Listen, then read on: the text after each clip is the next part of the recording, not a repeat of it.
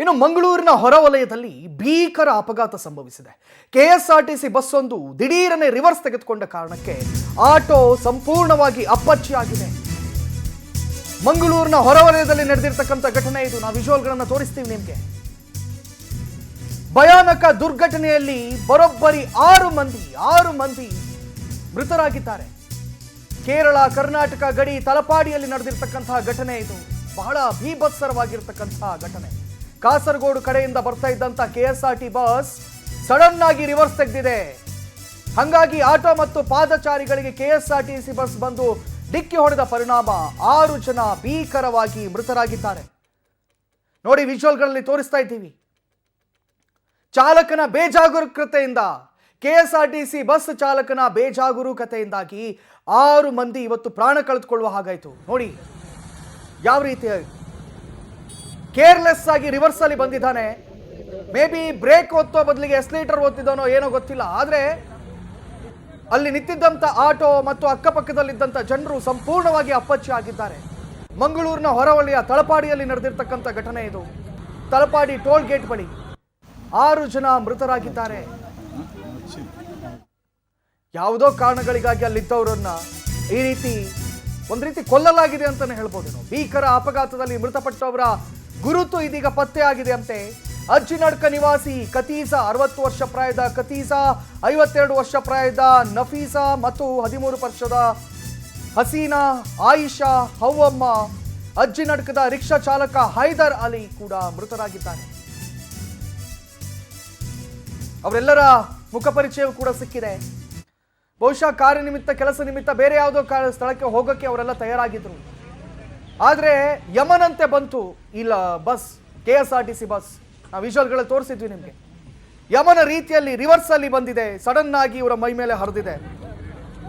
6 ಮಂದಿ ಆಟೋ ಚಾಲಕನನ್ನ ಸೇರ್ಕೊಂಡು 6 ಮಂದಿ ಮೃತರಾಗಿದ್ದಾರೆ.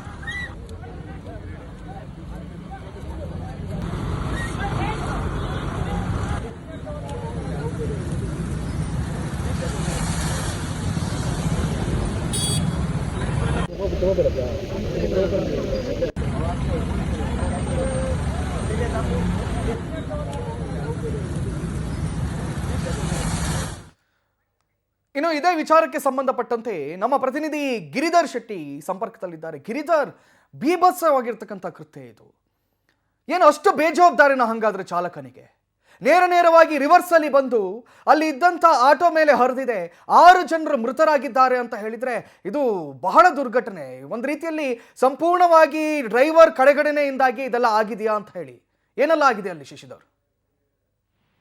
ಕಾರ್ತಿಕ್, ಅದು ಕಾಸರಗೋಡು ಅಂದ್ರೆ ಕೇರಳದ ಕಾಸರಗೋಡು ಕಡೆಯಿಂದ ಮಂಗಳೂರಿಗೆ ಬರ್ತಾ ಇದ್ದಂತಹ ಕೆಎಸ್ಆರ್ಟಿಸಿ ಬಸ್ಸು ಆತ ಚಾಲಕನ ಅತಿ ವೇಗದ ಕಾರಣದಿಂದಾಗಿ ಈ ಒಂದು ಆಕ್ಸಿಡೆಂಟ್ ಆಗಿದೆ ಅನ್ನೋದು ಅಲ್ಲಿನ ಸ್ಥಳೀಯರಿಂದ ಗೊತ್ತಾಗಿರುವಂತದ್ದು. ಈ ರಿಟರ್ನ್ ಬಂದು ಹೊಡೆಯುವಂತದ್ದು ಅದು ಅಲ್ಲಿ ಸಿಕ್ಕಿರುವಂತಹ ಒಂದು ಸಿಸಿಟಿವಿ ಅಷ್ಟೇ. ಅದು ರಿಟರ್ನ್ ಬಂದು ಹೊಡೆದಿದ್ದ ದೃಶ್ಯದಲ್ಲಿ ಅದು ಅಪಘಾತದ ತೀವ್ರತೆ ನಮಗೆ ಕಂಡು ಬರ್ತಾ ಇಲ್ಲ. ಅದು ನೇರವಾಗಿ ಅದು ಆ ಹೆದ್ದಾರಿಯಲ್ಲಿ ಬರ್ತಾ ಇದ್ದ ಸಂದರ್ಭದಲ್ಲಿ ನೇರವಾಗಿ ಎದುರಿನಿಂದ ಬಂದಂತಹ ಒಂದು ಆಟೋ, ಅಂದ್ರೆ ಮಂಗಳೂರಿನ ಕೆಸಿ ರೋಡ್ ಕಡೆಯಿಂದ ಆ ಆಟೋದಲ್ಲಿ ಮಂಜೇಶ್ವರ ಕಡೆಗೆ ಹೋಗ್ತಾ ಇದ್ರು. ಆ ಆಟೋದಲ್ಲಿ 5 ಮಹಿಳೆಯರು ಮತ್ತು 2 ಮಕ್ಕಳು ಇದ್ರು. ಮತ್ತೆ ಅದರಲ್ಲಿದ್ದ 6 ಮಂದಿ ಈಗ ಡೆತ್ ಆಗಿದ್ದಾರೆ. ಆಟೋ ಚಾಲಕ ಹೈದರ್ ಅಲಿ ಸೇರಿದಂತೆ ಅಜ್ಜಿನಡ್ಕ ಎಂಬಲ್ಲಿನ 6 ಮಂದಿ, ಅವರು ಎಲ್ಲರೂ ಕೂಡ ಮಂಗಳೂರು ಉಳ್ಳಾಲ ತಾಲೂಕಿನ ಅಜ್ಜಿನಡ್ಕ ನಿವಾಸಿಗಳು. ಅವರು ಇವತ್ತು ಶಾಲೆಗೆ ರಜೆ, ಭಾರಿ ಮಳೆಯ ಕಾರಣದಿಂದಾಗಿ ಶಾಲೆಗೆ ರಜೆ ಇದೆ. ಹಾಗಾಗಿ 2 ಮಕ್ಕಳು ಮತ್ತು ಅಕ್ಕಪಕ್ಕದ ಸಂಬಂಧಿಕ ಮಹಿಳೆಯರ ಜೊತೆಗೆ ಮಂಜೇಶ್ವರದ ಇನ್ನೊಂದು ಸಂಬಂಧಿಕರ ಮನೆಗೆ ಎಂದು ಅವರು ಹೊರಟಿದ್ದರು. ಮಧ್ಯಾಹ್ನ 1:15ಗೆ ಅವರು ಹೊರಟಿದ್ದರು. 1:45 ಸುಮಾರಿಗೆ ಈ ಒಂದು ಘಟನೆ ಆಗಿರುವಂತದ್ದು. ನೇರವಾಗಿ ಕೆಎಸ್ಆರ್ಟಿಸಿ ಬಸ್ ಈ ಆಟೋಗೆ ಡಿಕ್ಕಿ ಹೊಡೆದಿದ್ದರಿಂದ ಅಲ್ಲಿ ಆಟೋ ಸಂಪೂರ್ಣವಾಗಿ ಚಿತ್ರ ಆಗಿದೆ, ಪೀಸ್ ಆಗಿರುವಂತದ್ದು. ಅನಂತರ ಬಸ್ ಚಾಲಕನ ಬಸ್ ಅನ್ನು ನಿಲ್ಲಿಸಲಾಗದೆ ಅತಿ ವೇಗದಿಂದ ಕಾರಣದಿಂದಲೂ ಏನೋ ಆ ಬಸ್ ರಿಟರ್ನ್ ಬಂದಿದೆ. ಒಂದ್ ಕಡೆ ರಿಟರ್ನ್ ಬಂದು ಅಲ್ಲಿದ್ದ ಮತ್ತೊಂದು ಮಹಿಳೆ, 2 ಮಹಿಳೆಯರಲ್ಲಿ ಬಸ್ಸಿಗೆ ಕಾಯ್ತಾ ಇದ್ರು, ಅವರಿಗೂ ಕೂಡ ಡಿಕ್ಕಿ ಆಗಿದೆ. ಮತ್ತೆ ಅಲ್ಲಿ ನಿಂತಿದ್ದ ಖಾಲಿ ಆಟೋಗೆ ಡಿಕ್ಕಿ ಆಗಿರುವಂತದ್ದು. ಆ ರಿಟರ್ನ್ ಬಂದು ಡಿಕ್ಕಿ ಆಗುವಂತದ್ದು ಸಿಸಿಟಿವಿಯಲ್ಲಿ ಕಂಡು ಬಂದಿದೆ. ಮತ್ತು ನೇರವಾಗಿ ಮುಂಭಾಗದಿಂದ ಡಿಕ್ಕಿಯಾದ ತೀವ್ರತೆ ಇನ್ನೂ ಕೂಡ ಅಲ್ಲಿಯ ಸಿಸಿಟಿವಿಯಲ್ಲಿ ದಾಖಲಾಗಿಲ್ಲ, ಅದು ಕೂಡ ಗೊತ್ತಾಗಿಲ್ಲ ಇನ್ನು ಕೂಡ. ಅಲ್ಲಿ ಪೊಲೀಸರು ತನಿಖೆ ಮಾಡ್ತಾ ಇದ್ದಾರೆ. ಮಂಜೇಶ್ವರ ಠಾಣೆಯಲ್ಲಿ ಈಗ ಕೇಸು ದಾಖಲಾಗಿರುವಂತದ್ದು. ಇದು ತಲಪಾಡಿ ಮತ್ತು ಕರ್ನಾಟಕ ಮತ್ತು ಕೇರಳ ಗಡಿ ಭಾಗ, ಅದು ಮಧ್ಯದಲ್ಲಿ ಈ ಒಂದು ಘಟನೆ ಆಗಿರುವಂತದ್ದು. ಒಂದು ಕಡೆ ಹೆದ್ದಾರಿ ಕೆಲಸ ಕೂಡ ಆಗ್ತಾ ಇರುವ ಕಾರಣದಿಂದಾಗಿ ಅಲ್ಲಿ ಯಾವುದೋ ಎಡವಟ್ಟು ಆಗಿ ಈ ಒಂದು ಆಕ್ಸಿಡೆಂಟ್ ಆಗಿದೆ ಅನ್ನೋ ಮಾಹಿತಿ ಕೂಡ ಸ್ಥಳೀಯರಿಂದ ತಿಳಿದು ಬರ್ತಾ ಇದೆ. ಗಿರಿಧರ್ ಇಲ್ಲಿ ಈಗ ಇರುವಂತ ಪ್ರಶ್ನೆ, ಆ ಡ್ರೈವರ್ ಅನ್ನ ಇದೀಗೇನು ವಶಕ್ಕೆ ಏನಾದ್ರು ಪಡ್ಕೊಂಡಿದ್ದಾರಾ, ಅರೆಸ್ಟ್ ಏನಾದ್ರು ಮಾಡಿದಾರಾ ಅಂತ ಹೇಳಿ, ಮತ್ತೆ ಆ ವಿಜುವಲ್ಗಳನ್ನು ನೋಡುವಾಗ ಆ 6 ಮಂದಿಯ ಜೊತೆಯಲ್ಲೇ ಇನ್ನೂ ಕೆಲವರಿಗೆ ಕೂಡ ಗುದ್ದಿದೆ. ಅವರ ಪರಿಸ್ಥಿತಿ ಯಾವ ರೀತಿ ಇದೆ? ಅವರನ್ನ ಆಸ್ಪತ್ರೆ ಸೇರಿಸಲಾಗಿದೆಯಾ? ಅವರ ಪರಿಸ್ಥಿತಿ ಹೆಂಗಿದೆ ಅಂತ? ಹೌದು, ಇಬ್ಬರು ಅಲ್ಲಿ ಸ್ಥಳದಲ್ಲಿದ್ದಂತಹ ಇಬ್ಬರು ಗಂಭೀರ ಸ್ಥಿತಿಯಲ್ಲಿದ್ದಾರೆ ಅನ್ನೋ ಮಾಹಿತಿ ಇದೆ. ಅವರನ್ನು ಆಸ್ಪತ್ರೆಗೆ ದಾಖಲು ಮಾಡಲಾಗಿದೆ. ಅದರ ಜೊತೆಗೆ ಆ ಆಟೋದಲ್ಲಿ ಒಟ್ಟು ಎಷ್ಟು ಮಂದಿ ಇದ್ರು ಅನ್ನೋದು ಇನ್ನೂ ಕೂಡ ಗೊತ್ತಾಗಿಲ್ಲ. ಒಟ್ಟು 6 ಮಂದಿ ಆಟೋ ಚಾಲಕ ಮತ್ತು 6 ಮಂದಿ ಸ್ಪಾಟ್ ಅಲ್ಲೇ ಡೆತ್ ಆಗಿದ್ದಾರೆ ಅನ್ನೋ ಮಾಹಿತಿ ಕೂಡ ಇರುವಂತದ್ದು. ಸಣ್ಣ ಮಕ್ಕಳು ಕೂಡ ಇದ್ದಾರೆ ಅನ್ನೋ ಮಾಹಿತಿ ಇದೆ. ಆದ್ರೆ ಅವರು ಇನ್ನೂ ಕೂಡ ಯಾವ ಸ್ಥಿತಿಯಲ್ಲಿದ್ದಾರೆ, ಎಲ್ಲರನ್ನೂ ಮಂಗಳೂರಿನ ದೇರ್ಲಕಟ್ಟೆ ಆಸ್ಪತ್ರೆಗೆ ಕರೆದೊಯ್ಯಲಾಗಿದೆ. ಮತ್ತೆ ಅಲ್ಲಿ ಸ್ಥಳದಲ್ಲಿದ್ದವರಿಗೂ ಕೂಡ ಹಲವರಿಗೆ ಗಾಯಗಳಾಗಿರುವಂತದ್ದು. ಬಸ್ ಅಷ್ಟೊಂದು ವೇಗದಲ್ಲಿ ಬಂದಿದೆ ಅನ್ನೋ ಮಾಹಿತಿ ಕೂಡ ಹೇಳ್ತಾ ಇದ್ದಾರೆ. ಅದರ ಜೊತೆಗೆ ಕೆಲವರು ಹೇಳುವ ಪ್ರಕಾರ ಬಸ್ ಬ್ರೇಕ್ ಫೈಲ್ ಆಗಿರುತ್ತೆ ಕಾರಣದಿಂದಾಗಿ ಈ ಒಂದು ಅಷ್ಟೊಂದು ವೇಗದಲ್ಲಿ ಬಂದಿದೆ ಮತ್ತು ಎದುರಿನಲ್ಲಿ ಬರ್ತಾ ಇದ್ದಂತಹ ಆಟೋಗೆ ಡಿಕ್ಕಿ ಆಗಿದೆ ಅನ್ನೋ ಮಾಹಿತಿಯನ್ನು ಕೂಡ ಹೇಳ್ತಾ ಇದ್ದಾರೆ. ಇದರ ಬಗ್ಗೆ ಸರಿಯಾದ ಮಾಹಿತಿ ಇನ್ನೂ ಕೂಡ ಗೊತ್ತಾಗಿಲ್ಲ. ಮಂಗಳೂರಿನ ಪೊಲೀಸರು ಕೂಡ ಅಲ್ಲಿ ಸ್ಥಳಕ್ಕೆ ತೆರಳಿದ್ದಾರೆ. ಅದರ ಜೊತೆಗೆ ಕೇರಳದ ಮಂಜೇಶ್ವರ ಪೊಲೀಸರು ಕೂಡ ಅಲ್ಲಿಗೆ ಸ್ಥಳಕ್ಕೆ ಬಂದಿರುವಂತದ್ದು.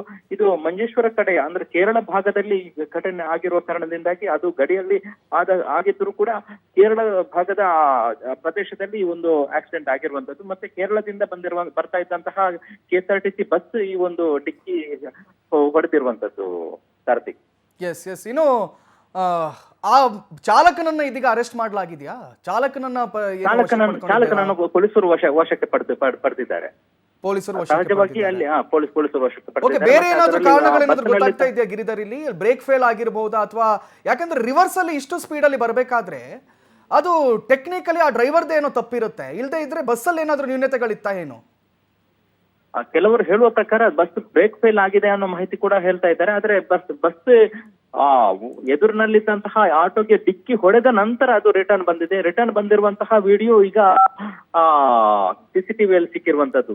ಮುಂಭಾಗದಲ್ಲಿ ಯಾವ ಆಟೋಗೆ ಡಿಕ್ಕಿ ಆಗಿದೆ ಅದು ಇನ್ನೂ ಕೂಡ ಗೊತ್ತಾಗಿಲ್ಲ. ಮತ್ತೆ ಮುಂಭಾಗದಲ್ಲಿ ಆಟೋಗೆ ಡಿಕ್ಕಿ ಆದ ಸಂದರ್ಭದಲ್ಲಿ ಈ ಒಂದು 6 ಮಂದಿ ಡೆತ್ ಆಗಿರುವಂತದ್ದು. ಮತ್ತೆ ಬಸ್ ನಲ್ಲಿದ್ದವರಿಗೂ ಕೂಡ ಗಾಯಗಳಾಗಿವೆ ಅನ್ನೋ ಮಾಹಿತಿ ಕೂಡ ಇದೆ. ಹಾಗಾಗಿ ಹಲವರು ಗಾಯಗೊಂಡು ಮಂಗಳೂರಿನ ವಿವಿಧ ಆಸ್ಪತ್ರೆಗಳಿಗೆ ದಾಖಲಾಗಿದ್ದಾರೆ. ಥ್ಯಾಂಕ್ ಯು ಗಿರಿಧರ್ ತಮ್ಮೆಲ್ಲ ಮಾಹಿತಿಗಳಿಗಾಗಿ.